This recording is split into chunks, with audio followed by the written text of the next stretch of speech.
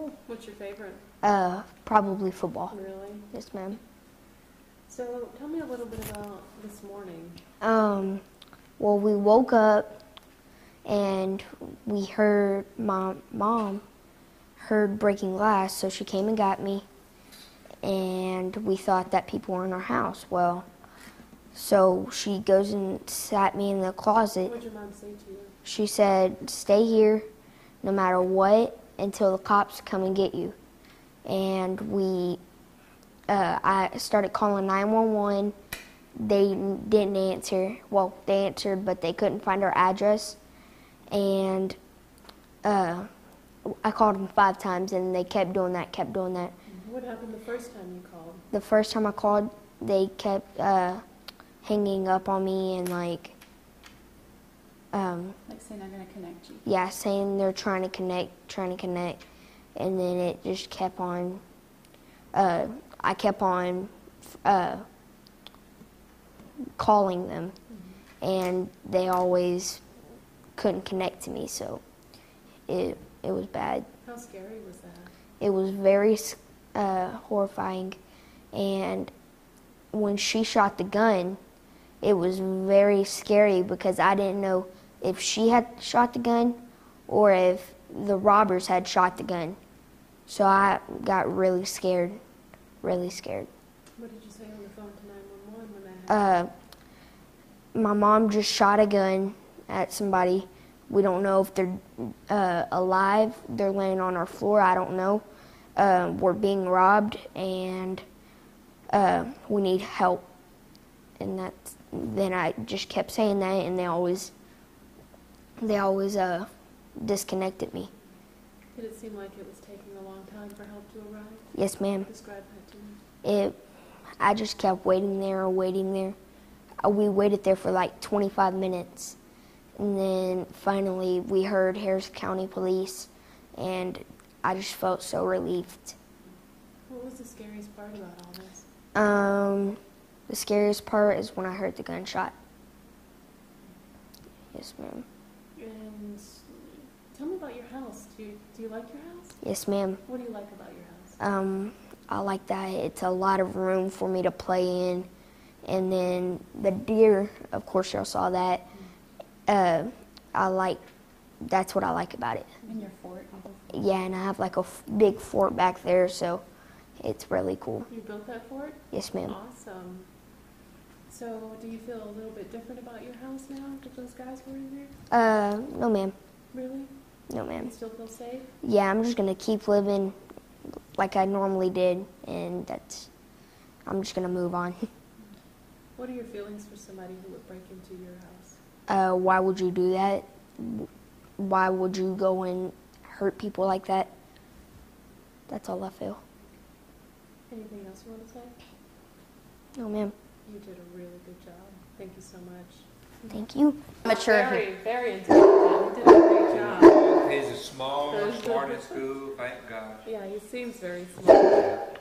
Well, thank you so much. It was really nice to meet you guys. I'm so sorry. Okay, so they broke entry right there, and then this was locked, and they used like a screwdriver or something to unlock it, and then they just lifted it up, pried it open.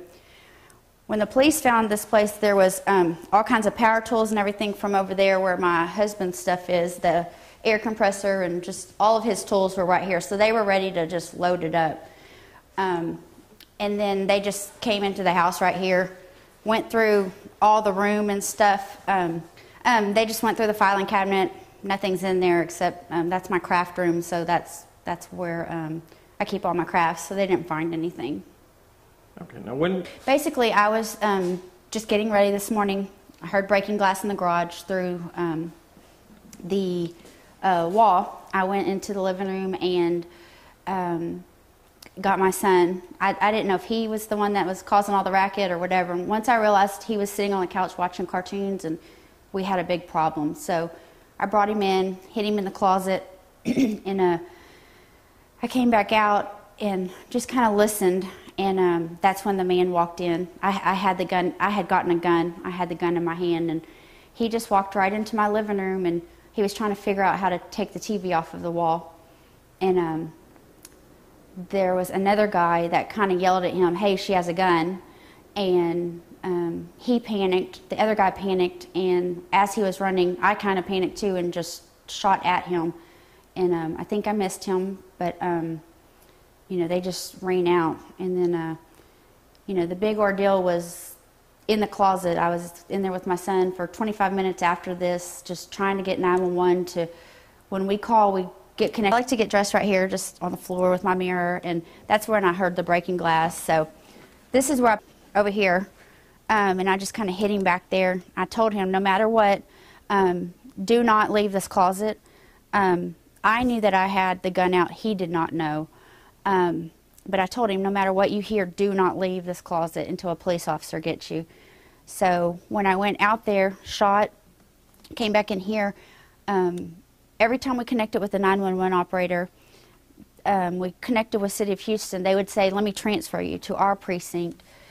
And every time they would transfer us, it was busy and we would disconnect. So we would call back, and we did this 4 or 5 times.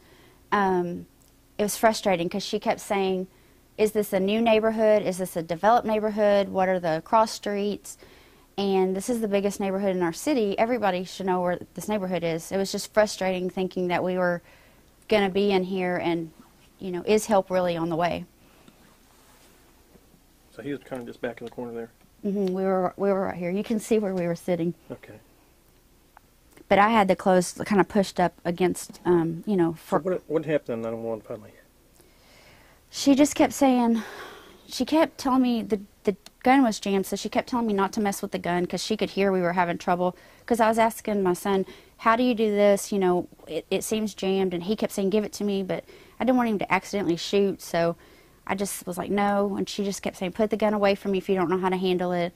And eventually we could hear the police officers outside, and she just told us to stay inside, and they yelled for us for a good 10 minutes, and she kept saying, stay in there until they come and get you. But finally, I just walked out and unlocked the bathroom door, unlocked my bedroom door, and kind of peeked open, and the sheriff had his gun drawn, and it was scary. I think he was just as scared because he didn't want to hurt me or kick in the door, or, he knew there was a mom and a son in there.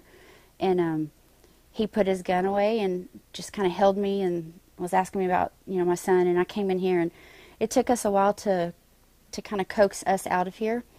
I just wanted to make sure, was the house clear? Had they checked? They said yes, but had they checked good enough? And, I just kept thinking somebody is still in the house. Are they in here? Are they still going to get us, Anyway, as the cops are rummaging around the house and stuff, they found my dog in the bathroom, and then this little one was in the washing machine. In the washing machine? With the lid closed. They had put her in the washing machine. Now, how do you think they got the big one? Chloe. Well, my dogs were out in the morning with my kids, and if he would have heard somebody coming in the door, he would have met them at the door. Okay. That's what was so odd to me, was when I opened that door to listen. Not my cats, not my dogs, none of my babies came to me, and all my animals are always on top of me, and that's when I knew something was wrong, because they weren't right there. It was a good 10 minutes, though, and I realized she was still missing, and we couldn't find her, and an officer helped me look for her. I kept saying, my baby, and she's like, there's a baby in here, and I said, she weighs about 4 or 5 pounds, and she said, a baby? And I said, my dog, So we found her in the washing machine. You could hear her whimpering. What about the other dog that didn't bark or anything like that? He was whining to get out, but the police officers found him, and he backed the police officers in a corner. And so, yeah, he was barking the whole time. But was this the gun right here? Yeah, this was the gun. This is my dad's childhood gun, and we don't own guns. That's about to change, but this is my dad's childhood gun. He had given it to my son for a Christmas present, and, it kind of saved us, so. Now, what did the guy say when you shot at him? I mean, did they take off right away? Oh, yeah. Yes. And I yelled. I don't remember yelling, like, get out of the house, or I was just so angry, like, I became a mama bear. Like, my baby was in the closet, and nobody is going to hurt him, Like, I found an anger I didn't know I had, because I'm usually really the calm one, or I'm usually excited in sports only, not. You ever figure something like this could happen? No, never. You Especially think they didn't figure you were home? Was there a car in the driveway or anything? Or my son had just left. My older son had just left to go to school, and my car's in the driveway, but they didn't think anybody was home because they were just walking around my house like nobody was home.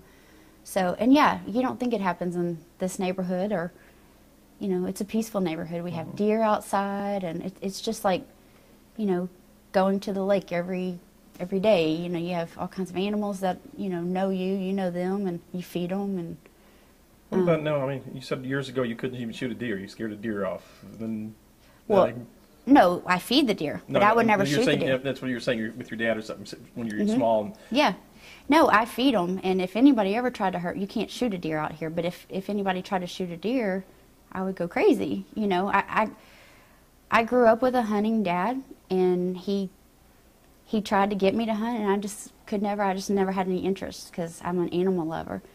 So somebody asked me today, did you ever think you'd be shooting at a human? And I said, no, I never could shoot at a deer, much less a young guy. But my son was involved. And, you know, I never was scared for my life. I was just more scared for his life, and he's not going to hurt my... What did the two guys look like? Brown hair, white, you know, skinny guys. So I have to keep most of the details. Okay. Did you see any vehicle or anything like that? No, because I didn't leave that area. Okay, so what happened now? Like, I don't have this on anymore. No, I just kind of opened it up, and they were, like, right there with the guns pointed, and then he just put it down, like, you're okay. And then I kind of just exhaled, like, everything's good. What did the cop think about your big dog? They were scared. They drew their guns at him because, I mean, they cornered him. But that was my first thing was, please don't hurt my dog. But I was telling the 911 operator, please tell them I have a 200-pound dog. But 25 minutes they couldn't find, 911 couldn't do anything. No. When did they finally realize that something was wrong? They knew something was wrong. We just kept getting disconnected. Okay. And then they kept saying, is this an established neighborhood? We can't find this on the map. What's the cross streets? We're going to take that on. How did they finally find you? I mean, any idea what final deal was that they located it? Well, we called 5 times. So hopefully somebody, because it was 5 different dispatchers, 4 or 5 dispatchers. Okay. Hopefully, you know, I'm sure that everybody's going to write a letter because we started giving up on 911 and calling family members. My mother-in-law worked in Baytown.